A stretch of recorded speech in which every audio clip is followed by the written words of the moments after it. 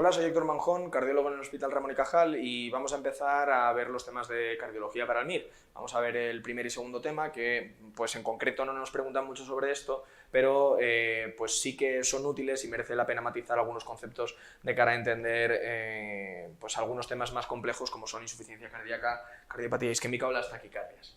Vamos a empezar dando 4 nociones sobre la embriología, en concreto sobre cómo se forma el tabique interauricular, para entender, pues no se pregunta mucho, pero la parte de ciatipo ostium primum y ostium secundum y el foramen nodal permeable que podemos ver en el tema de cardiopatías congénitas. Hacia la tercera o cuarta semana de vida, de gestación, empiezan a aparecer dentro de lo que es el asa cardíaca unas estructuras que se llaman los cojinetes endocárdicos. Estos cojinetes lo que van a acabar formando es todo lo que es la unión auriculoventricular y las válvulas mitral y tricúspide. En ese mismo punto, o sea, esto si lo pintamos en un eje pues, sagital, ¿no? Con cara anterior y cara inferior o posterior. Acto seguido lo que ocurre es que empieza a aparecer un septo en longitud en dirección cráneo-caudal, que es el septum primum.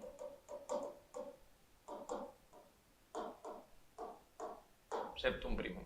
Y deja un orificio para pasar la sangre, que es el ostium primum. Si esto lo pintamos en este eje, pues dejaría, en definitiva, un agujero aquí, como hacia la parte más anterior, y todo esto estaría relleno, sería una membrana, un pequeño velito, que rellenaría todo este espacio. ¿Vale? Con la sangre pasando a su través. Posteriormente lo que ocurre es que acaba de cerrarse este espacio. Se acaba de cerrar y al mismo punto, para que la sangre siga pasando, se generan unas fenestraciones. En un sentido más superior. Se crean unas fenestraciones que dejan pues, unos orificios en este puntín. En este punto de aquí, más o menos. Y el resto, pues, acaba por rellenarse el ostium primum y la sangre en sentido materno-fetal acaba pasando solamente por estos pequeños orificios que después se acaban uniendo y acaban dejando, o sea, acaba de degradarse todo el septum primum en esta zona y se acaba generando el ostium secundum, que está en un sentido pues, más superior, como más centrado en el septo interauricular. El ostium primum estaba como en la cara anterior y más baja, cerca de los cojinetes endocárdicos, y sin embargo el ostium secundum está como más hacia atrás y en el centro.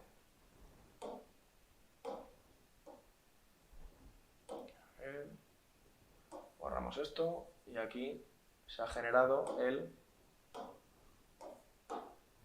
ostium secundum.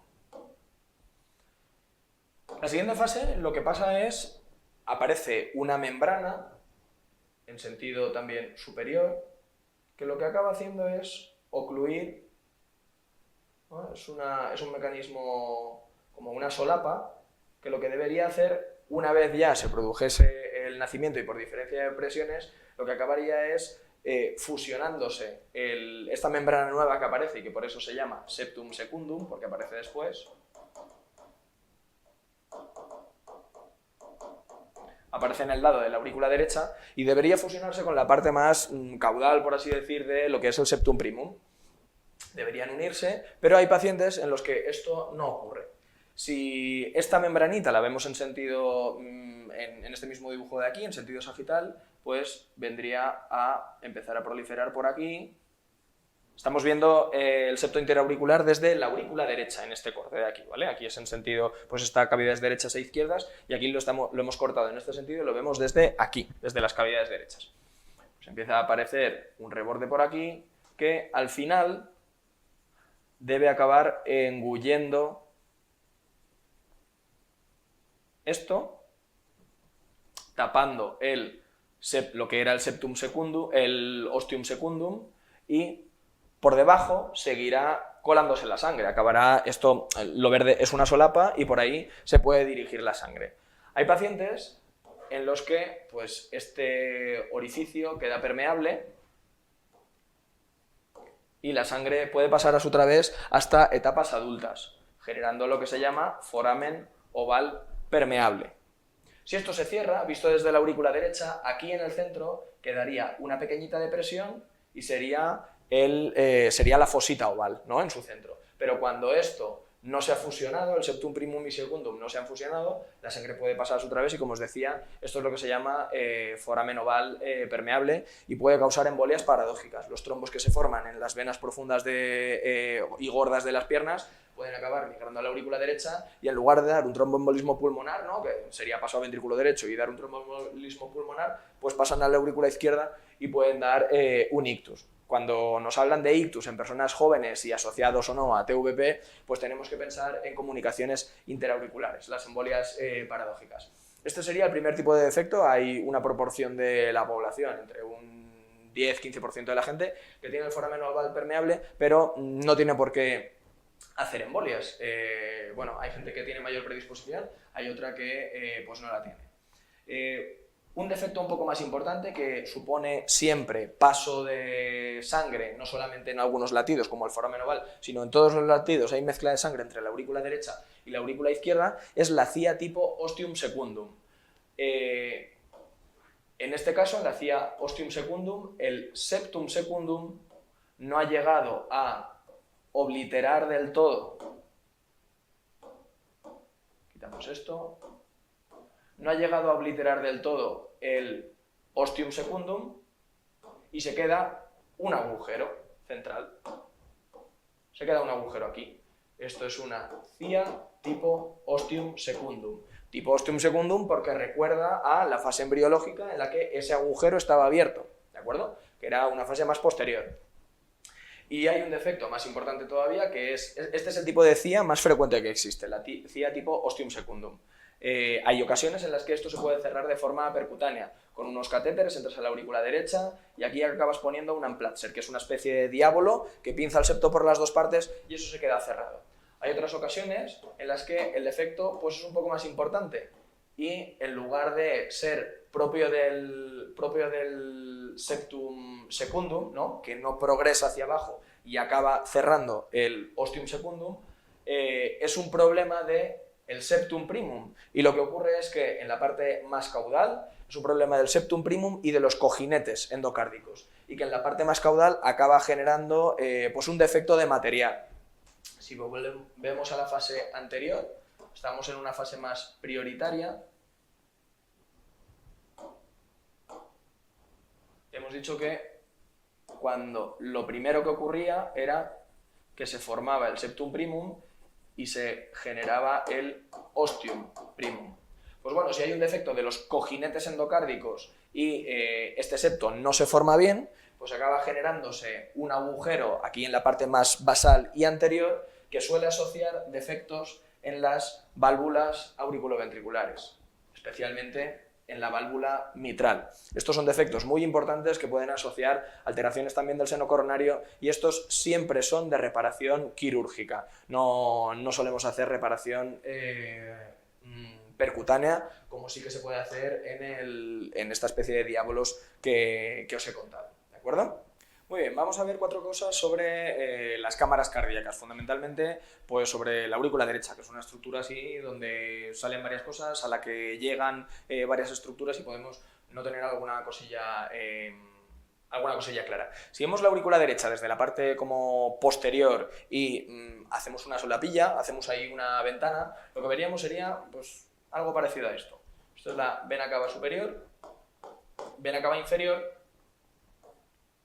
drenando en la aurícula derecha, y aquí pues hacemos un agujero, hacemos una ventana.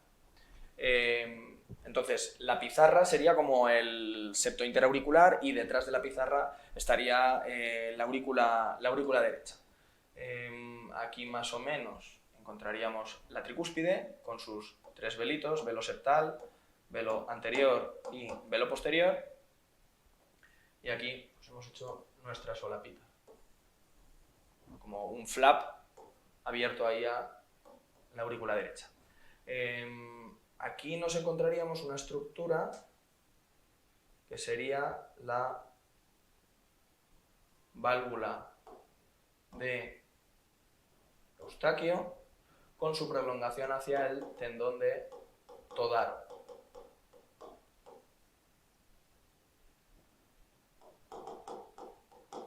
Válvula de Eustaquio es la válvula de la vena cava inferior. Y aquí nos encontraríamos, perdón, por encima, nos encontraríamos la válvula de Tevesio,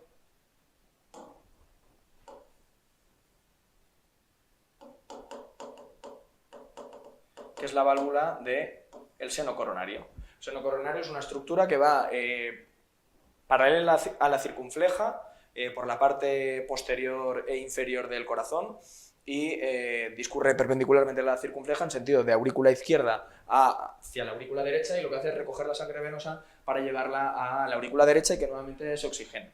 Bueno, pues esta estructura de aquí, este punto de aquí es importante porque en el triángulo que une el tendón de Todaro con el velo septal de la tricúspide con la válvula de Tevesio, aquí encontramos el nodo auriculoventricular. Sabéis que esa estructura de paso que existe entre el nodo sinusal, que más o menos estaría situado en la unión entre la vena cava superior y la aurícula derecha, pues hay unos haces, después los vemos, preferenciales, que llevan la sangre, llevan la electricidad, perdón, hacia el nodo AV para pues, seguir hacia los ventrículos. ¿Qué otras cosillas así de las cámaras cardíacas deberíamos conocer? Pues bien poco que sea relevante también de cara al MIR. Si esto es un corte como si fuesen 4 cámaras, la estructura de las venas pulmonares, ¿no? Son estructuras vasculares que, aunque se llamen venas, llevan sangre arterial que drena la sangre oxigenada de los pulmones hacia la aurícula izquierda. Cuando hacemos una ablación, una crioablación de venas pulmonares, entramos por la parte venosa, por la vena femoral, atravesamos el septo interauricular y ahí llevamos los catéteres hacia, pues primero una vena pulmonar, después la otra, y vamos hinchando secuencialmente un balón que aplica frío y produce una quemadura circunferencial para intentar aislar las venas pulmonares de la aurícula izquierda. Y ese aislamiento, ese circuito que se interrumpe, hace que pues sea menos probable que el paciente recurra en fibrilación auricular. Sabéis que para la ECA pues tenemos dos tipos de procedimientos para mantener el ritmo. Uno son los fármacos y el otro es la ablación, que puede ser o bien con frío, crioablación, o bien por radiofrecuencia en casos refractarios y pues, que generalmente no elegimos como primera opción. Vamos a ver algo sobre las válvulas. Vamos a ver... Eso es. Algo sobre las válvulas. Si hacemos un corte en este sentido, a la altura de pues, las auriculoventriculares, la aorta y también las pulmonares, y lo vemos desde arriba, pues colocaríamos en el centro la aorta con sus 3 velitos, sus 3 senos. Un poco para acá estaría la pulmonar, también con sus 3 senos, y detrás tendríamos la mitral y la tricúspide, pues también con 3 senos. Velo anterior, perdón.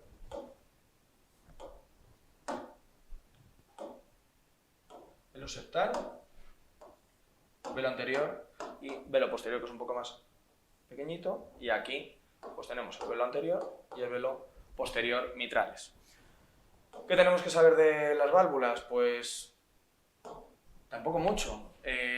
Hay 2 válvulas sigmoides, 2 válvulas auriculoventriculares, el número de velos que tiene cada una, y pues bueno, de la válvula aórtica están los senos de Valsalva, que su función es cerrarse y contener sangre para que durante la diástole la sangre fluya hacia las arterias coronarias. Del seno de Valsalva derecho sale la coronaria derecha, da la vuelta a la tricúspide por su cara lateral y hacia abajo, y del seno de Valsalva izquierdo sale el tronco coronario, que posteriormente se bifurca y va pues, hacia la parte anterior. Seguiríamos teniendo la descendente anterior, y hacia la parte posterior nos viene la circunfleja. Esto es la CX y esto la coronaria derecha. Aquí, por lo tanto, tendríamos la cara inferior o posterior del corazón, las válvulas sigmoides, arteria, aorta y pulmonar son más anteriores.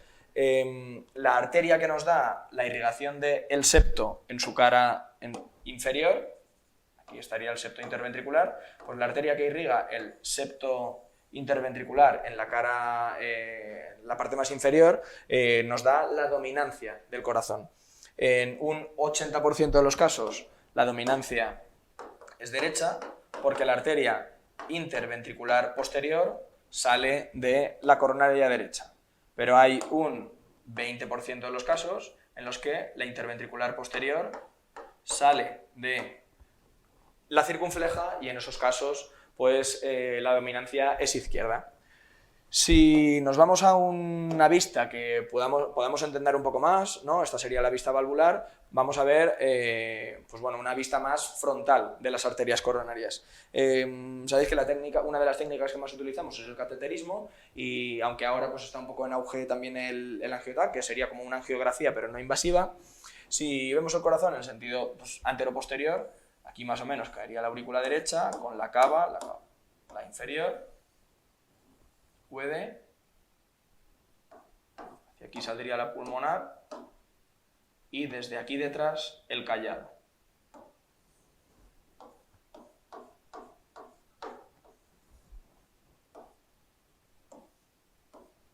Bueno. Muy bien. ¿Cómo discurren en esta vista las arterias? Pues bueno, la coronaria derecha se vendría desde el seno de Valsalva derecho, más o menos la tricúspide está en esta posición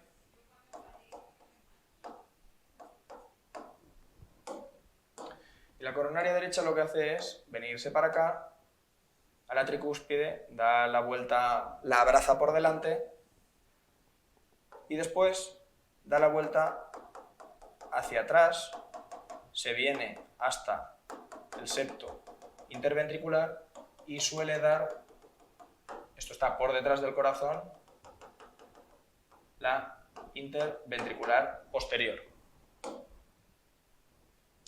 Del seno de Valsalva izquierdo sale el tronco coronario izquierdo, es un tronco común, gordo, y se bifurca para darnos. Sale en el lado izquierdo, hacia el lado izquierdo de la pulmonar, se vendría por aquí para darnos la descendente anterior. Y la descendente anterior da dos tipos de ramas. Da unas septales que penetran, así son una especie de peine,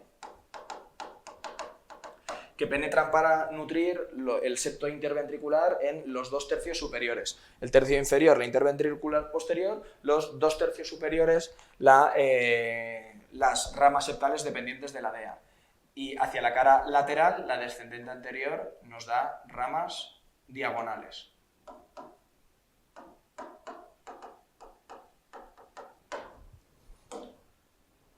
Y después la tercera arteria que nos falta es pues, la bifurcación, la descendente anterior va para adelante y la diagonal da un trayecto pequeñito para irrigar la cara lateral y después se viene por la parte posterior también del corazón y llega hasta una zona variable de la cara inferior y posterior.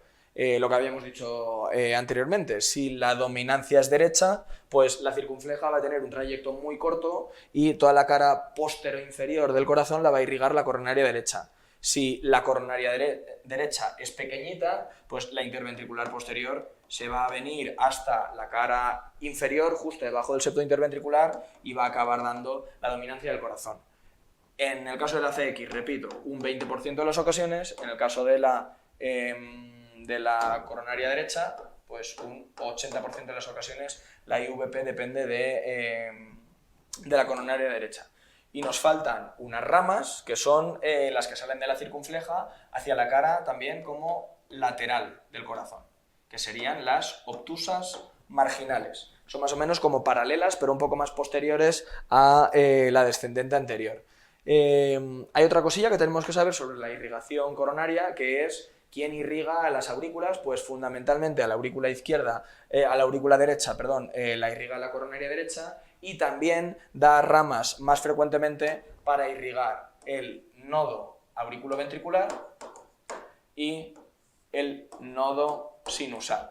Por eso frecuentemente los infartos de la coronaria derecha, los infartos inferiores, pueden cursar no pocas veces con trastornos del ritmo, o bien bradicardias sinusales, los pacientes se ponen muy vagales, o bien directamente bloqueos completos que se solucionan al revascularizar la arteria. Por eso siempre os decimos que ante un bloqueo completo o trastornos de la conducción, siempre hay, antes de poner un marcapasos definitivo, descartar pues, que el paciente no esté tomando fármacos, no tenga alteraciones hidroelectrolíticas, fundamentalmente del potasio, y no tenga pues isquemia, fundamentalmente de la coronaria derecha, porque en esos casos la solución a su problema pues, es tratar la causa y no poner un marcapasos, ¿de acuerdo? Vamos a ver ahora 4 nociones sobre el ecocardiograma. En el manual tenéis algunas fotos, sobre todo del 2D, pero aparte de lo que es el 2D, que es el ecocardiograma, por así decir, estructural, en el que podéis ver si hay mucha calcificación, si hay una verruga de endocarditis, si hay algún prolapso, si se ha roto un papilar. Eso está muy bien, pero vamos a dar 4 nociones sobre el Doppler color y el Doppler continuo. El Doppler color, fundamentalmente, es para ver la dirección de los flujos, y se utiliza sobre todo para ver las valvulopatías, no cosas estructurales de pues la válvula está gorda, me parece una estenosis mitral reumática, la válvula está rota, sino generalmente cuando las válvulas fallan y sobre todo en las insuficiencias. Si hay una insuficiencia, vamos a ver cómo veríamos una insuficiencia aórtica o una insuficiencia mitral, y después veremos qué es el Doppler continuo y para qué se utiliza, que es fundamentalmente para medir velocidades. O sea, tenemos el Doppler 2D, que es estructural, tenemos el Doppler color, que es ver flujos, especialmente en insuficiencias, y el Doppler continuo, que son velocidades, y es para, fundamentalmente, la estenosis aórtica, es lo que nos podrían preguntar. Bueno, cuando hacemos un ecocardiograma tenemos varios sitios donde poner el transductor, el ecógrafo. Fundamentalmente, pues, 3. ¿No? Si esto es el esternón, las costillas y la clavícula, pues la zona más o menos estaría pues aquí. Tenemos un primer foco, que es el paraesternal, que nos sirve para hacer el paraesternal eje largo y el paraesternal eje corto. Tenemos un tercer foco, que es el apical, pues que se sitúa en el ápex del ventrículo izquierdo, y después tendríamos el subcostal, que fundamentalmente lo utilizamos para ver si existe derrame pericárdico. Vamos a ver qué estaríamos encontrando qué veríamos en un paraesternal, que hay 2 vistas, tenemos un eje largo y un eje corto, y vamos a ver cómo estamos cortando el corazón en estos casos. Aurícula derecha, cava, puede, y desde aquí vamos a arterial la aorta y la pulmonar más o menos para acá. Bueno, pues el eje largo, el paraesternal, hay 2 formas. Tenemos un eje corto y un eje largo. En el eje largo estamos situando y cortando con el transductor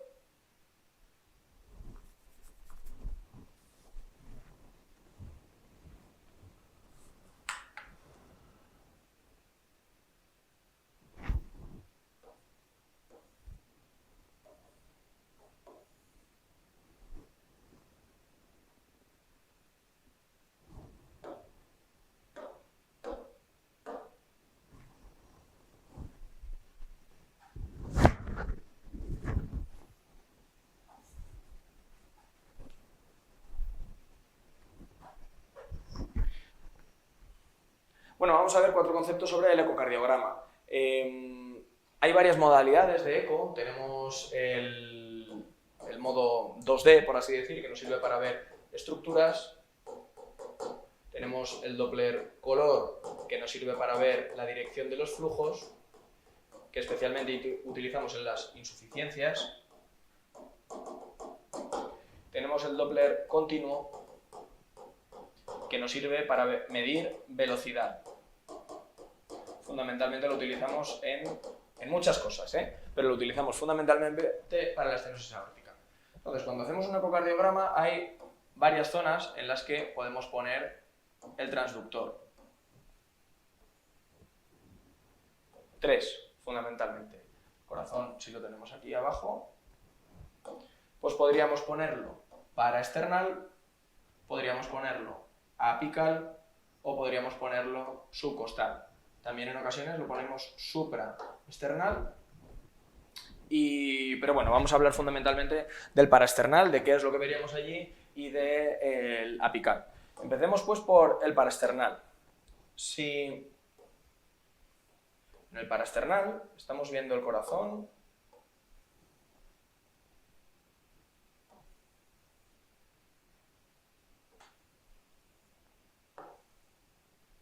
vale, aquí, perdón.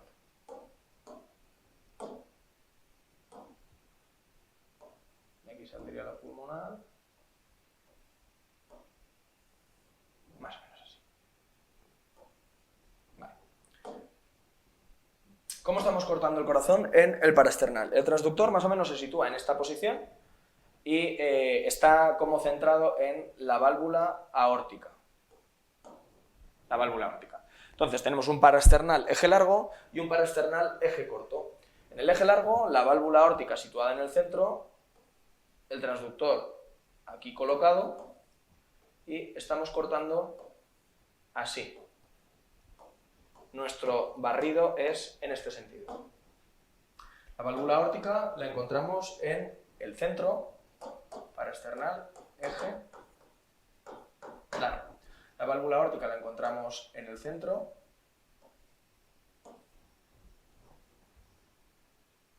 Se sigue con el septo. Por aquí la válvula mitral, la aurícula izquierda. Y aquí pues encontraríamos un cachito de ventrículo derecho. Válvula mitral, válvula aórtica, VD, VI, aurícula izquierda. ¿Vale? Este es el paraesternal, eje largo. En un eje corto, sin embargo, estamos cortando también a la altura de la válvula aórtica, pero en sentido perpendicular a esto. Estamos cortando desde aquí, pero el transductor estaría situado en esta posición más o menos y barremos así. Entonces, en el centro en esta ocasión lo que tenemos es la válvula aórtica con sus 3 velitos. Esto sería septo interauricular, aurícula derecha con la tricúspide, ventrículo derecho, y para acá tendríamos la pulmonar y esto la aurícula izquierda. Tenemos aurícula izquierda, el septo, aurícula derecha, tricúspide, VD y la pulmonar. Vale, ¿qué nos pueden preguntar en estas vistas? Pues en un eje corto paraesternal a nivel de la válvula aórtica pueden ponernos una imagen donde aquí lo que se vea es pues muchísimo material, ¿no? Mucha ecogenicidad de la válvula aórtica y nos estarían hablando de una estenosis aórtica. En este mismo punto también nos lo podrían poner, ¿no? Pero es en el eje largo, no creo que os lo pregunten, no es tan representativo, pero también podría aparecer una válvula muy gruesa. ¿Qué es lo que sí que nos podrían preguntar en un eje largo? Pues imaginad que nos ponen una válvula aórtica que está abierta.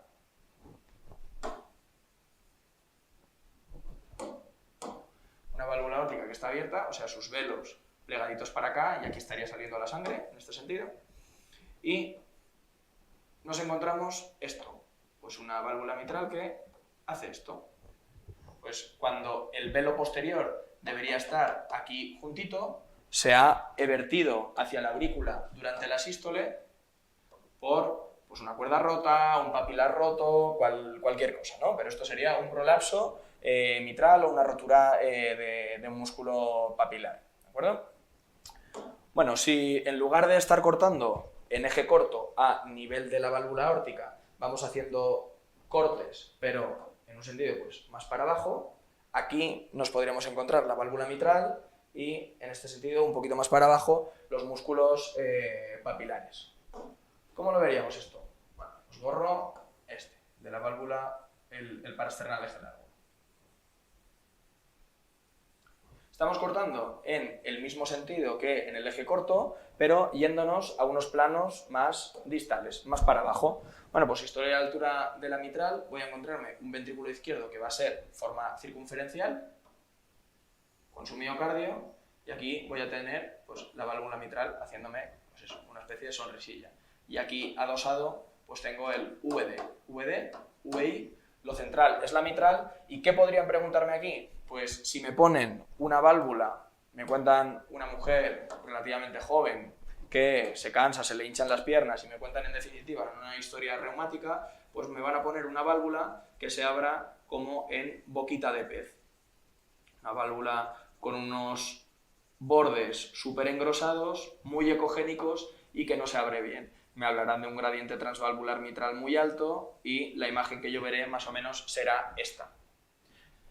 Habitualmente la válvula mitral debe abrir como hasta los laterales casi, ¿no? Debe ser un orificio muy grande. Pues si me ponen esta imagen con el caso clínico compatible, pues me están hablando de una estenosis mitral que generalmente va a ser reumática. Un corte alto, eje corto, parasternal eje corto a nivel de la válvula aórtica, paraesternal eje corto a nivel de la válvula mitral. Y si me voy un poquito más para abajo, que este no tendría ningún sentido, ningún interés que os lo preguntasen, pues aquí sería un paraesternal eje corto a nivel de los papilares, ¿no? Estas dos bolas son los músculos papilares que lanzan las cuerdas tendinosas para unirse con la puntita de los velos y sujetar la válvula para que no se vierta durante la sístole hacia la aurícula. Muy bien, vamos a ver cuál es el siguiente punto en el que pues, nos situamos en el ápex. ¿De acuerdo? Estamos en el ápex y vamos a ver cómo son las vistas que ahí encontramos. Apical, 4 cámaras, apical, 2 cámaras, apical, 3 cámaras. El apical, 4 cámaras,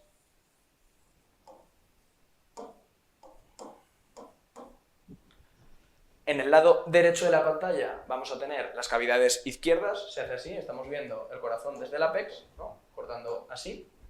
Y esto sería, por lo tanto, el VI, aurícula izquierda, aurícula derecha y ventrículo derecho. Y aquí lo mismo, aquí que nos van a preguntar, pues nos pueden poner en todo caso un velo que se ha volado y pues durante la sístole pues se vierte para acá, pues un prolapso. O nos pueden preguntar lo mismo de la tricúspide, cuando en este caso, ¿no? Si yo tengo un prolapso mitral, los velos de las dos válvulas deberían estar cerrados, pero sin embargo uno de los velos mitrales prolapsa hacia la aurícula izquierda, ¿no? Pues un prolapso mitral que puede tener cuerda rota o no, con un papilar asociado, si me cuentan un infarto evolucionado, ¿no? Un poco poner en contexto el caso. Si en lugar de cortar desde el ápex cogiendo el ventrículo derecho, yo hago un corte, giro 90 grados y corto solamente el ventrículo izquierdo, pues llego a un apical, 2 cámaras, en el que lo que veo es esto. Ventrículo izquierdo, aurícula izquierda y la mitral. Esto sería la cara anterior, esto sería la cara inferior. Lo mismo, me van a preguntar en todo caso cosas estructurales de la mitral. Si doy unos pocos grados más, voy a llegar al 3 cámaras, que sería como un par external eje largo o como un 2 cámaras al que pues, he girado un poquito más y acabo incluyendo la válvula aórtica. En este caso, la aorta la tengo aquí abajo, la válvula mitral, VI y la aurícula izquierda. Aurícula izquierda, ventrículo izquierdo y válvula aórtica. Y lo mismo, aquí me pueden poner cosas de valvulopatía aórtica o mitral, ¿de acuerdo? Nos faltaría aquí, os lo voy a pintar en donde el 2 cámaras, vamos a quitarlo y vamos a poner el apical 5 cámaras. El apical 5 cámaras es como un 4, pero nos hemos ido un poquito más anterior para coger la aorta, que es una estructura, la válvula aórtica, que es una estructura un poco más anterior. La aorta la tenemos aquí.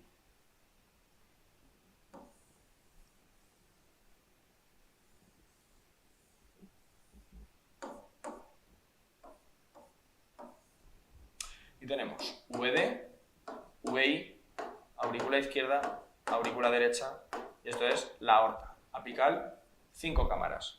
Muy bien, pues sobre todos estos planos que hemos visto, que son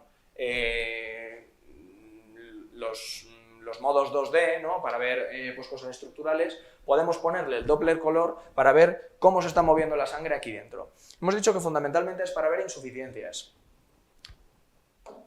¿Cómo nos las pueden preguntar? Hemos dicho también que, por convención, el transductor se pone en el ápex y se pone en la parte de arriba de la pantalla. Entonces, lo que se esté acercando al transductor lo vamos a ver en rojo. Los flujos que se acerquen al transductor se ven en rojo. Y los flujos que se alejan del transductor se ven en azul. Bueno, pues, ¿qué nos pueden preguntar? Pues fundamentalmente insuficiencia mitral e insuficiencia aórtica. Vamos a poner este ejemplo por el caso. Pongamos que me quieren contar una insuficiencia mitral. En la insuficiencia mitral yo voy a tener unos velos de la válvula aórtica. La insuficiencia mitral se produce en sístole, pues voy a tener unos velos de la válvula aórtica abiertos, los velos de las válvulas auriculoventriculares van a estar cerrados, pero sin embargo, en el lado izquierdo, en la válvula mitral, voy a encontrar pues que hay un agujero y me están pintando un flujo aquí, como un chorro azul, que va en sístole, porque la válvula aórtica está abierta, desde el ventrículo izquierdo a la aurícula derecha. Pues esto es insuficiencia mitral. Vale. Veamos en este ejemplo de aquí, en el apical 3 cámaras, cómo podríamos ver una insuficiencia aórtica. La insuficiencia aórtica, los velos de la aorta deben estar cerrados, porque es una valvulopatía diastólica. Los velos de la mitral deben estar abiertos, porque la sangre está fluyendo para acá. Pues bueno, si durante la diástole, que la aorta debería estar cerrada, a mí me pintan un chorrito para acá, en rojo, porque se acerca al transductor que va de la aorta al ventrículo izquierdo, pues me están contando una insuficiencia aórtica, ¿de acuerdo?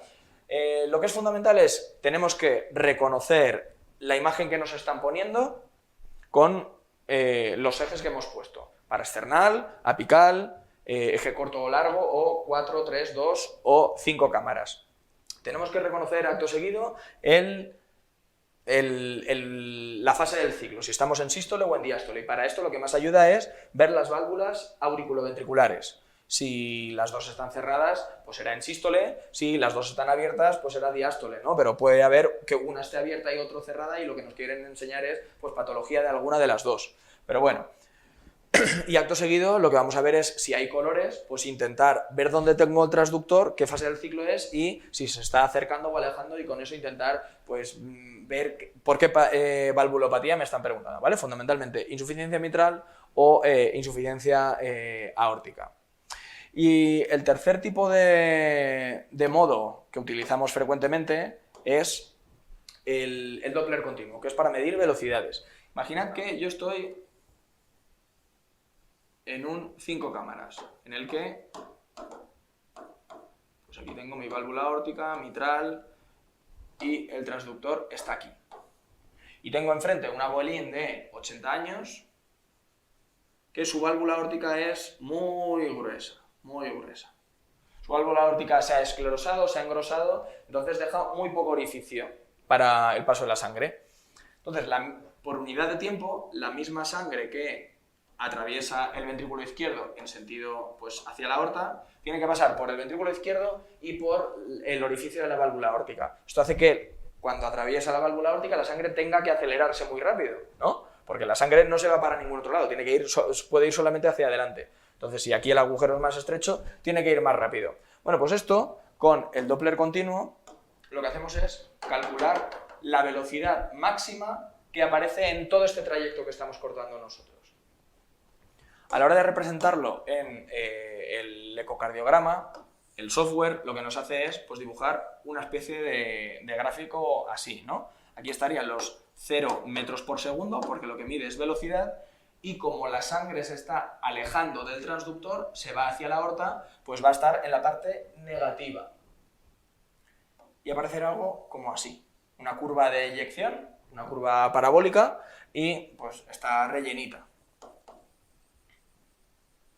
Bueno, el único dato que tenéis que saber es que si la velocidad máxima de eyección en la válvula aórtica supera los 4 metros por segundo, nos están hablando de una estenosis aórtica severa, ¿vale? Tenéis que identificar, ¿cómo nos lo podrían preguntar? Pues como os he dicho, ¿no? Un señor de 80 y algo años que pues o tiene síncope, o tiene angina de esfuerzo, o se le hinchan las piernas y que le hacemos un ecocardiograma en el que la válvula aórtica se ve esclerosada y gruesa y pues con unas velocidades máximas de 4 metros por segundo. Pues ya está. Nos ponen esta curva, esto no es aórtica severa. ¿De acuerdo? Muy bien. Vamos a ver cómo se genera el impulso eléctrico. Aquí tenemos dos tipos de células. Tenemos las células de trabajo y los miocardiocitos que generan el impulso, ¿no? Las células marcapasos. En las células, esto lo volvemos a ver en el tema de arritmias. Empezamos aquí por las bradicardias, pero bueno. En la generación del impulso eléctrico tenemos 5 fases. Tenemos una fase de reposo, que es la fase 4. Tenemos una fase de ascenso rápido, que es la fase 0. Repolarización lenta, fase 1. Meseta, fase 2, repolarización rápida, fase 3 y volvemos al estado de reposo que es la fase 4. Todo esto ocurre por apertura de canales y por intercambios iónicos que son estimulados fundamentalmente por una descarga eléctrica. Una descarga eléctrica. La célula en reposo está más o menos a menos 90 milivoltios y por la descarga eléctrica empiezan a abrirse unos canales que son canales de sodio. El sodio en el organismo está en altas concentraciones fuera de la célula, mientras que el potasio es el principal ion intracelular. Entendamos como el potencial de acción como dentro de la célula, fuera de la célula. Pues bueno, cuando dependientes de voltaje se abren estos canales, pues, lo que ocurre es que el sodio empieza a entrar a toda leche y se genera cuando pues, se atraviesa un umbral que está más o menos entre menos 50 y menos 60 milivoltios, pues se genera el potencial de acción. Fase de ascenso rápido por entrada de sodio rápidamente. Cuando ya se equipara y pues, se cierran los canales, lo que ocurre es que empieza a salir un poquito de potasio, fase 1. Y acto seguido empieza a liberarse el calcio. Entonces, siguen saliendo potasios, siguen saliendo potasios, siguen saliendo potasios, pero de aquí dentro del retículo sarcoplásmico y de fuera de las células adentro de la célula empieza a aumentarse la concentración de calcio intracelular. El calcio va y se une a la troponina, hace que se acerquen las cadenas de actina-miosina y se produce la contracción. Bueno, pues durante esta fase, durante la fase 2, pues las cargas están más o menos igualadas, porque cargas positivas salen, pero cargas positivas también están en el citoplasma. Cuando la contracción cesa, pues el calcio se vuelve a bombear al exterior de la célula o dentro del retículo sarcoplásmico, desaparece de allí y sigue saliendo potasio, sigue saliendo potasio, sigue saliendo potasio y la célula llega pues otra vez a su potencial de acción transmembrana, en reposo, ¿de acuerdo? Y en la fase 4, quien hace que el potencial se mantenga estable y en menos 90 es pues una bomba de sodio-potasio ATPasa que lo que hace es sacar sodio y meter potasio dentro, que eso es lo que tiene que hacer, ¿no? Porque al final de la repolarización, ¿qué es lo que tenemos? Mucho potasio fuera de la célula, mucho sodio dentro de la célula y alguien tiene que restablecer eso. Eso lo hace la bomba de sodio-potasio ATPasa consumiendo ATP. La repolarización es el devolver a la célula a su estado, es lo que consume energía en el corazón. Esto nos lo ha preguntado en el MIR. No lo consume la contracción, esto es un fenómeno pues, dependiente de electricidad, relativamente pasivo, y el retornar la célula a su estado basal es lo que consume energía. ¿De acuerdo? Este es el potencial de acción y así actúan los miocardiocitos de trabajo, los que generan la contracción. Pero después hay otros que son las células marcapasos, que tienen una forma de despolarizarse pues un poco distinta. Sería más o menos esto. Bueno, en el que encontramos aquí llamativamente una pendiente. O sea, las células de marcapasos nunca están en reposo constante. Imaginemos que esto es el nodo sinusal, que es el que frecuentemente pues, dirige el ritmo del corazón, y aquí durante esta fase lo que ocurre es que poco a poco van entrando iones de sodio de fuera adentro de la célula y aumentando progresivamente el potencial de acción. Cuando llega a su umbral se libera el calcio y se produce la despolarización y la contracción y acto seguido, sería más o menos hasta aquí, el calcio se rebombea dentro del sarcoplasma y fuera y en esta zona de aquí el potasio sale de la célula y se repolariza, ¿no?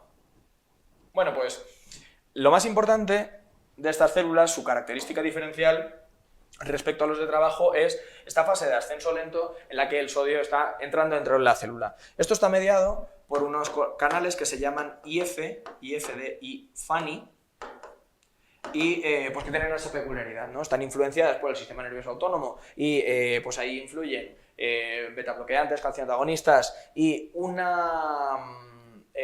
no sobre los IFANI, ¿no? Sino sobre el nodo sinusal me refiero y el nodo AV, pero sobre los IFANI en concreto influye la ivabradina, que su característica es que atenúa y hace más progresiva esta fase de autodespolarización. Si yo la hago más progresiva, perdón, os lo voy a pintar todo en verde, si yo la hago más progresiva, al final la frecuencia cardíaca se retrasa y en lugar de tener pues 3 latidos por minuto, pues en esta pantalla pues tengo 2 latidos, ¿no? Lo que hace es abatir la pendiente. La ivabradina sobre todo se utiliza, solo podemos utilizarla si el paciente está en ritmo sinusal. Podrían intentar confundirnos con frenar la frecuencia cardíaca en pacientes con ivabradina, en pacientes que están en fibrilación auricular, que eso no tiene ningún sentido, y la utilizamos también como antianginoso, bradicardizante, más tiempo de diástole, más tiempo de perfusión coronaria, y lo utilizamos en el seno de la insuficiencia cardíaca con FEBI reducida, cuando pues, el paciente, a pesar de todos los fármacos, los betabloqueantes, todo lo que les ponemos, que lo miraremos en aquel tema, pues el paciente sigue a más de 70 latidos por minuto y sigue sintomático, ¿no? Muy bien. Y estas células, las células de trabajo y las células marcapasos, ¿cómo se organizan en el corazón? Porque no están ahí puestas así a burro barra. Tienen como una especie de jerarquía. Las células marcapasos están situadas fundamentalmente en el nodo sinusal, que tiene una frecuencia de disparo de 60-100 latidos por minuto, y acto seguido pues va por unos tractos preferenciales la electricidad a el nodo AV, que es la siguiente estación, el nodo auriculoventricular, y pues también hacia la aurícula izquierda por este haz que comunica las dos aurículas y que nos lo han preguntado en el MIR, que se llama haz de Bachmann. Aquí nos falta el septo interauricular. Muy bien, después de hacer parada en el nodo AV, lo siguiente que ocurre es que pues viene el haz de His, y el haz de His después se bifurca en rama derecha y rama izquierda, y la rama izquierda a su vez en hemirrama posterior y en hemirrama anterior. Vale, lo veremos en el tema de las bradicardias en más detalle, pero estas estructuras, las que están en rojo, todas dependen de, o sea, tienen ciertas características de las células marcapasos que hemos visto. A medida que los pacientes van cumpliendo años, pues van fallando como de forma secuencial. Durante la mayor parte de nuestra vida es el nodo sinusal quien manda y dispara pues eso, a 60-100 latidos por minuto. Cuando el nodo sinusal falla, pues salta el nodo auriculoventricular, que salta un poquito más lento, pues en torno a 40-50 latidos por minuto. Cuando el nodo AV tiene que tomar el mando, la electricidad sale de aquí, de este mismo punto. Y como toda la masa ventricular se genera desde un mismo punto y por los cables de alta tensión que lleva el propio corazón, cuando el ritmo de escape, que es lo que se llama cuando nos sale un escape del nodo AV, el QRS es estrecho. QRS estrecho, más o menos a 40-50 latidos por minuto. Y de aquí para abajo ya empiezan a salir escapes más lentos, más anchos o las dos. Cuando sale del haz de His, pues el haz de His tiene una frecuencia de disparo en torno a 30 latidos por minuto y puede ser que el QRS siga siendo estrechito porque sale el haz de His y se lleva las dos ramas. Pero ya empieza a salir, si es del His, QRS lento, frecuencia cardíaca por debajo de o en torno a 30 latidos por minuto y QRS que puede ser ancho o estrecho, pero que la mayor parte de veces va a ser ancho, ¿vale? Y ya pues cuando sí la enfermedad es muy avanzada y pues no sale de las ramas, pues salen ritmos de escape en torno a 20 latidos por minuto y aquí el QRS es ancho y a una frecuencia cardíaca menor de 20 latidos por minuto, ¿de acuerdo? Esto se tiene que completar con el tema de las bradicardias para ver a qué tipos de trastornos se dan, bloqueo AV de primer, segundo, tercer grado, alto grado o 2-1 y a qué pacientes tenemos que ponerles marcapasos. Bueno, pues vamos a ver cómo todo esto se mezcla para pues acabar sacando sangre por la válvula aórtica y llegar a la cabeza y al resto de órganos. Vamos a ver cómo funciona esto del acoplamiento, excitación, contracción. Y vamos a pintar aquí tres líneas de presión y vamos a ir explicando cómo suceden los ruidos, eso de la contracción isovolumétrica, relajación isovolumétrica y qué tipo de alteraciones nos podrían preguntar. Vamos a pintar primero, esto sería la curva de presión que tenemos dentro del ventrículo izquierdo. Y sobre esto vamos a pintar ahí encima la de la aorta, la tensión arterial. Más o menos vendría pues, sístole, diástole, sería más o menos así, ¿no?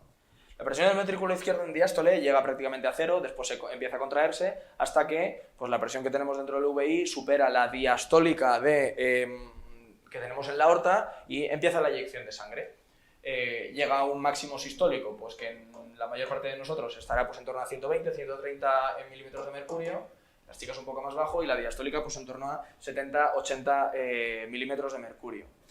Pero desde que empieza a contraerse el ventrículo izquierdo, no inmediatamente ipso facto empieza a salir la sangre, ¿no? Hay una fase en la que pues, el ventrículo se ha contraído y se han cerrado las válvulas auriculoventriculares aquí, cierre mitral y tricúspide, ¿no? Pero pues estamos en el lado izquierdo, cierre mitral, y esto es el primer ruido, el primer tono. Y después, desde que ahí hasta que el ventrículo empieza a generar presión y la presión que hay dentro del ventrículo izquierdo supera la tensión aórtica diastólica de 70 milímetros de mercurio, pues hay una fase en la que tanto la válvula mitral como la válvula aórtica están cerradas, la sangre no ha empezado a salir. Esto es lo que se llama tiempo de contracción isovolumétrica. Isovolumétrica. El volumen dentro del VI es el mismo, no ha salido nada todavía, ¿vale? Después empieza a eyectarse la sangre y el ventrículo después empieza a relajarse. Cesa la contracción, la sangre de la aorta ya no sale más y pues entonces el ventrículo empieza a perder presión. Empieza a perder presión y llega un punto en el que se relaja tanto que la presión que hay dentro de la aorta es superior a la del ventrículo izquierdo y entonces pues la sangre, hay una parte que vuelve para atrás por la acción del callado y rellena los senos de Valsalva y la válvula se cierra. Y esto es el segundo ruido. Aquí se cierra la aórtica y la pulmonar y esto es el segundo ruido. Pero después del segundo ruido no se llenan las válvulas, no se abren las válvulas auriculoventriculares y empieza a caer la sangre otra vez de nuevo, porque pues bueno, se ha cerrado la aórtica, pero el ventrículo tiene que empezar a relajarse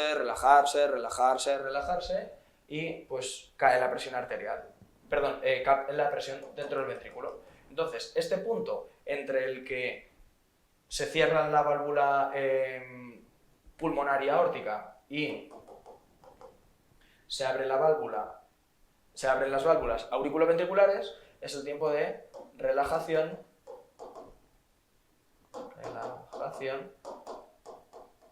isovolumétrica. ¿Vale? Muy bien, aquí dentro vamos a meter ahora qué es lo que pasa con la parte, por así decir, derecha, ¿no? Tenemos el pulso arterial, ahora veremos qué patologías podemos encontrar, y vamos a ver el pulso venoso. En el pulso venoso tenemos varias ondas. Una primera en la que, pues, al final de la diástole y antes de que se contraiga el ventrículo izquierdo, ¿qué es lo que pasa? Pues que se contraen las aurículas y eso genera un aumento de presión en la aurícula. Eso es la onda A, de contracción auricular del pulso yugular.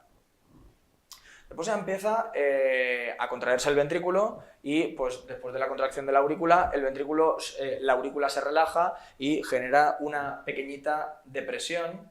En realidad hay veces que podemos encontrar como una pequeña muesquecita que es la onda C, que es la de, pues bueno, el ventrículo se contrae, eso hace abombar la mitral hacia la aurícula y como todavía la aurícula no ha llegado a relajarse del todo, pues ese abombamiento puede hacer que suba un poquito más la presión. Bueno, pues es la onda C. Pero bueno, lo más importante es que aquí existe un seno, que es el seno X, que es el de relajación de la aurícula.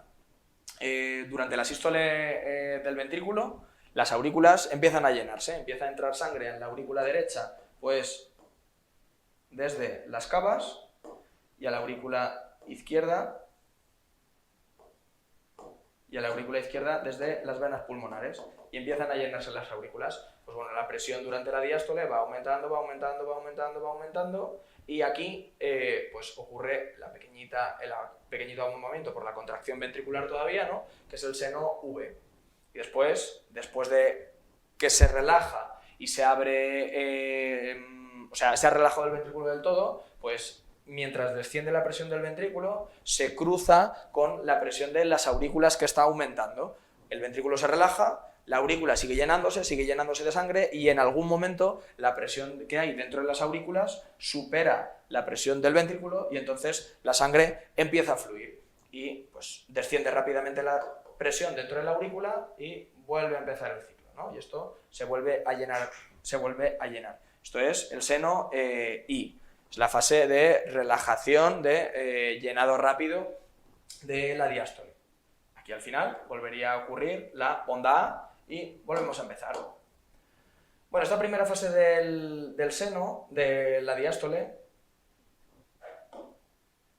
es la fase de llenado rápido sí, llenado rápido. Aquí en el centro tenemos una fase en la que más o menos la sangre no fluye, está ahí pues estable, que es una fase de diástasis.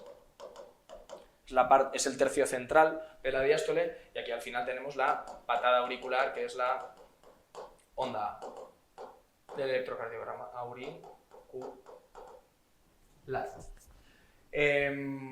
Cuando esto lo miramos en el ecocardiograma, lo que encontramos es, con el Doppler que veíamos antes, pues encontramos una onda de llenado rápido que es muy alta, es una onda E, lo amarillo sería el eco, una onda E, y una onda A que es pues más bajita.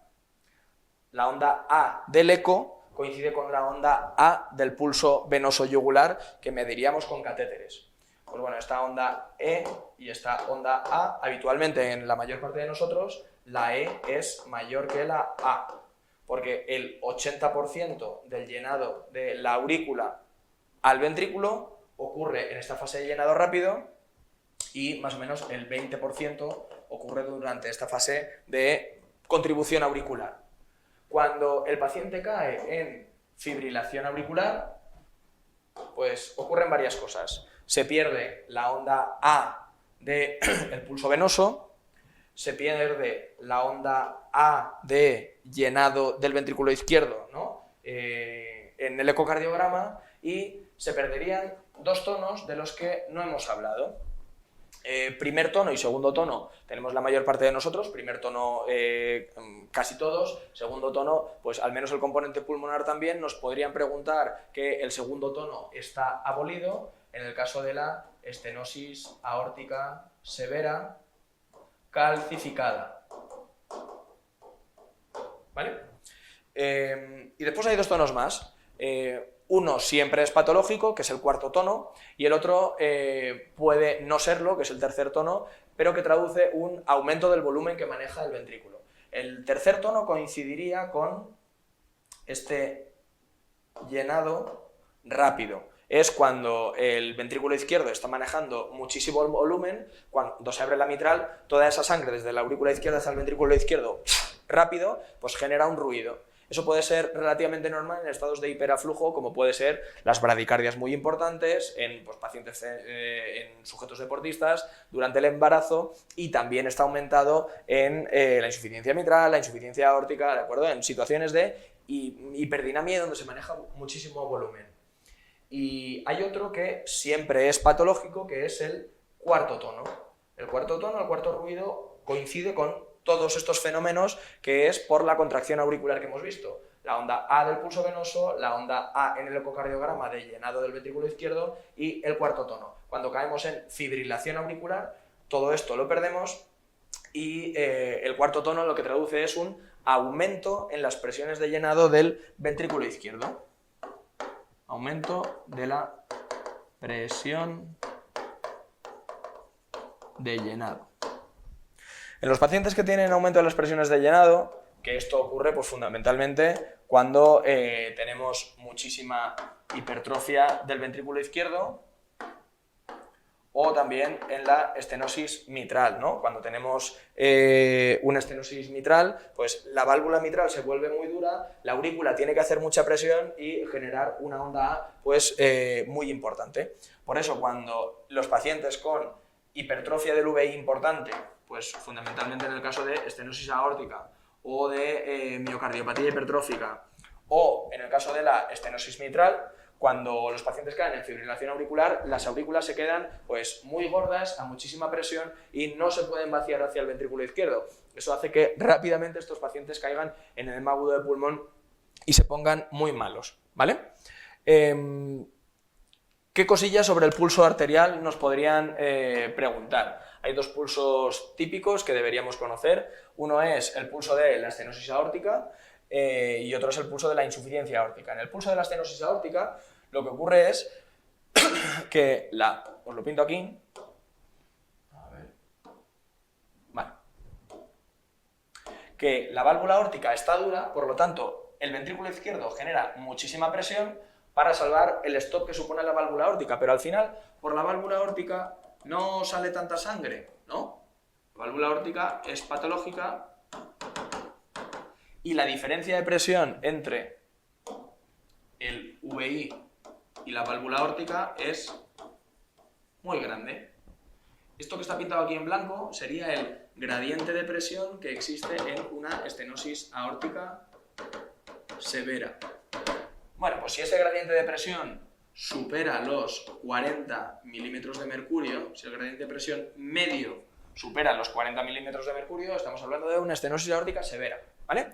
4 metros por segundo de velocidad máxima, gradiente de presión superior a 40 milímetros de mercurio entre el ventrículo izquierdo, que tiene que generar mucha fuerza, y la aorta, a la que le sale muy poquita sangre, ¿de acuerdo?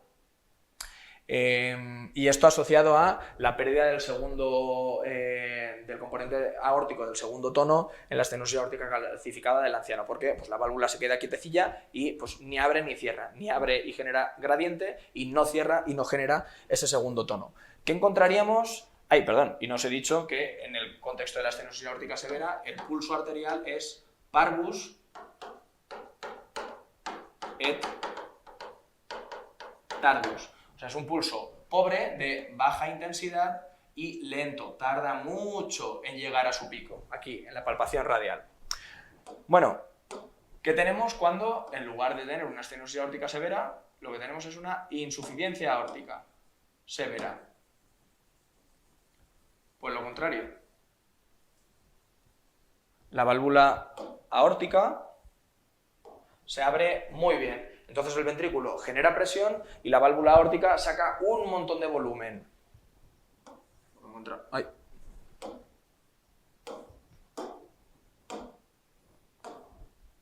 que encontramos es sangre saliendo muchísimo, y después lo que ocurre es que la válvula aórtica no cierra bien, porque la sangre regurgita, y entonces pues vuelve para acá. Que tenemos una presión diferencial muy elevada. Aquí tenemos 180 milímetros de mercurio y aquí tenemos 40 milímetros de mercurio, porque la válvula aórtica no cierra. Y hasta que no viene la siguiente sístole, pues allí está la sangre regurgitando, ¿de acuerdo? Por eso el pulso de la insuficiencia aórtica, el pulso aórtico, lo llamamos magnus et altus, o en martillo de agua, o de Corrigan, o Zeller, de ascenso muy rápido. Y cuando esas dos cosas se mezclan, cuando tenemos una doble lesión aórtica y tenemos en una misma válvula patológica insuficiencia y estenosis, pues eso se llama, los pacientes presentan pulso bisferiens o pulso bífido, ¿de acuerdo? Bueno, ya para acabar vamos a explicar dos conceptos, dos mecanismos adaptativos que tiene el corazón para enfrentarse a situaciones que fundamentalmente las estudiamos de nuevo en insuficiencia cardíaca. IC con FEBI reducida e IC con FEBI preservada. El corazón lo que pretende abastecer al organismo es de un gasto cardíaco, ¿no? Una cantidad de veces por minuto se contrae, esto es la frecuencia cardíaca, y saca pues, un volumen sistólico. Y en este volumen sistólico es directamente proporcional a pues, lo fuerte que se contrae el corazón, a un concepto que ahora explicaremos, que es la precarga, y es inversamente proporcional a la poscarga. Si yo tengo una FEBI, tengo una función ventricular del 50%, y al final de la diástole, antes de que se contraiga el ventrículo izquierdo, allí quedan volumen telediastólico del VI, y allí quedan 100 cc's, el volumen sistólico va a ser de 50 centímetros cúbicos. Fenomenal. Con esta misma FEBI, si tengo 50% de FEBI, pero al final de la diástole tengo 200 cc's, pues ese volumen sistólico va a ser, siendo la FEBI del 50%, pues de 100 cc's. Esto se entiende muy fácil, ¿no? Entonces, la precarga sería equiparable a este concepto de aquí, volumen telediastólico del ventrículo izquierdo. Pues fenomenal, ¿no? Entonces, pues el ventrículo, el cuerpo, que ponga mecanismos para aumentar cuanto más se pueda el volumen telediastólico, o sea, la precarga, estos conceptos son sinónimos, volumen telediastólico y precarga, y pues así pues, saldrá más sangre a través de la válvula aórtica y estaremos mejor. Pues eso fenomenal, pero llega un punto en el que pues es contraproducente y puede ser deletéreo. Imaginamos que ahora cae la función ventricular, porque pues tenemos un infarto anterior y se nos va pues toda la cara anterior a tomar viento, la cara lateral también, daba muchas diagonales, es un infarto muy extenso, y la función ventricular, en lugar de al 50%, cae y está al 25%. Muy bien, pues imaginemos que en un principio ese ventrículo le estaban llegando 100 cc, ¿no? Al final de la diástole. Pues el 25% de 100 cc, perdón, 100 centímetros cúbicos son 25 centímetros cúbicos. Este paciente, aquí lo que ha ocurrido es un infarto y este paciente pues ahora está en bajo gasto, ¿no? 25 centímetros cúbicos. Bueno, no exactamente, pero tiene bajo gasto cardíaco, no tiene por qué estar su zona mal perfundido. Bueno, esto para el tema de insuficiencia cardíaca. ¿Qué mecanismos adaptativos va a empezar a tomar el corazón ahora para que estos 25 cc pasen y lleguen a pues, garantizar un gasto cardíaco suficiente? Pues va a empezar a poner en marcha mecanismos como el sistema renina-angiotensina-aldosterona para llenarse de más volumen, y acabar, en lugar de, al final de la diástole, en lugar de tener 100 cc, acabar teniendo 200 cc y que lo que sale por la válvula aórtica pues sea lo mismo, 50 centímetros cúbicos, a pesar de la función ventricular ser del 25%. O sea, hemos activado sistema renina-angiotensina-aldosterona, sistema nervioso simpático y la contractilidad y demás, pero fundamentalmente renina-angiotensina-aldosterona para que pues consigamos 200 cc de precarga en el VI y garantizar pues este volumen sistólico. Como os decía, esto está fenomenal, pero a la larga, esto ya lo descubrieron, lo vieron, de esto se dieron cuenta Frank y Starling, que pues si yo voy aumentando mi volumen telediastólico del VI, aumentando, pues en un inicio, fenomenal, va aumentando el volumen sistólico, lo hemos visto aquí, ¿no? Aumento tal y aumenta el volumen sistólico. Pero llega un punto en el que, lejos de aumentar, lo que hace es decaer. Hacia aquí aumenta el volumen sistólico, pero después el ventrículo se dilata muchísimo, las fibras de actina y miosina no acoplan bien, aquello se vuelve un fardo y el ventrículo no se contrae y cae la función ventricular. En un inicio, esto es disfunción ventricular asintomática. Pero esto, tiempo, hace que caiga la FEBI y aquí empiecen a aparecer los síntomas.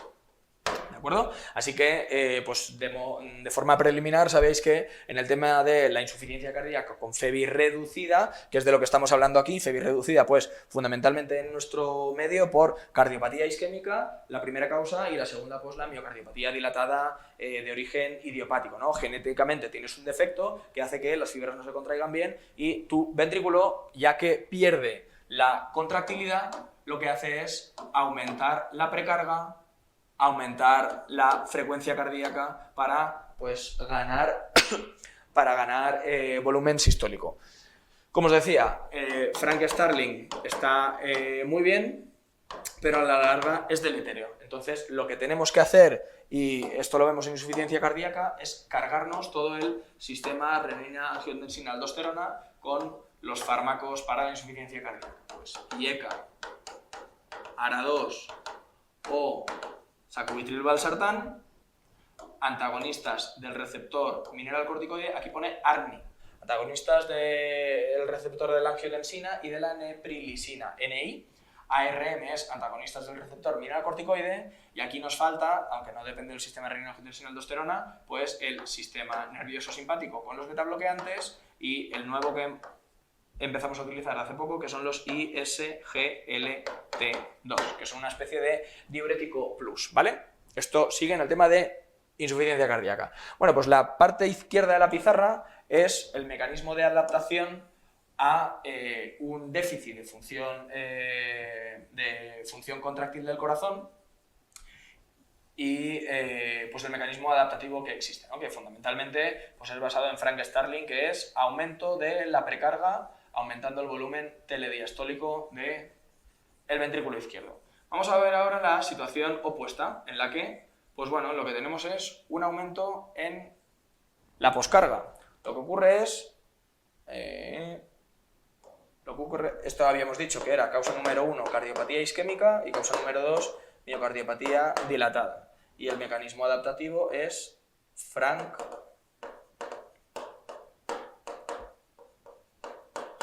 Starling. Muy bien, vamos a ver qué ocurre cuando en lugar de tener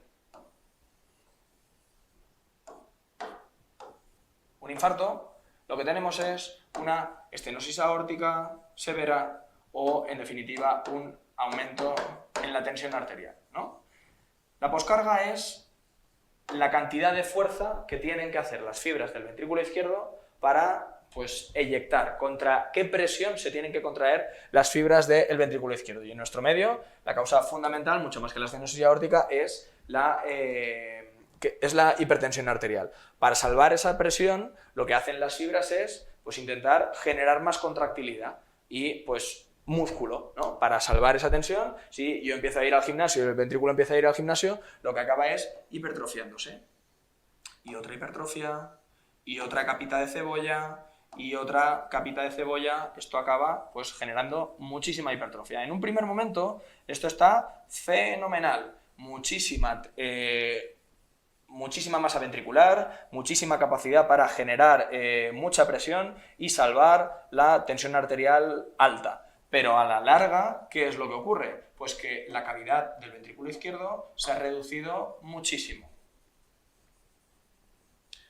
La cavidad del ventrículo izquierdo se ha reducido muchísimo. Y volvemos a este caso, teníamos una FEBI del 50% con un volumen telediastólico del VI de 100, pues esto es 50 cc que salen. Pero claro, aquí, como hemos reducido mucho la cavidad, en lugar de caber 100 cc, caben 50 cc. Y esa función ventricular, pues 50 por 5, o sea, 25, y 25 cc, perdón, y este paciente que eyecta 25 cc está igual en insuficiencia cardíaca que este otro, que es el de la disfunción ventricular sistólica, por así decir, ¿vale? Así que, nada, tengamos en cuenta estos dos mecanismos y estas dos leyes, estos dos mecanismos adaptativos para la insuficiencia cardíaca con FEBI reducida, Frank Starling, y dilatación, remodelado excéntrico, para la hipertrofia, o sea, para la hipertensión arterial, para las causas que elevan la poscarga, que es la tensión a la que tienen que estar sometidas las fibras del VI para eyectar la sangre, pues tenemos fundamentalmente la ley de Laplace,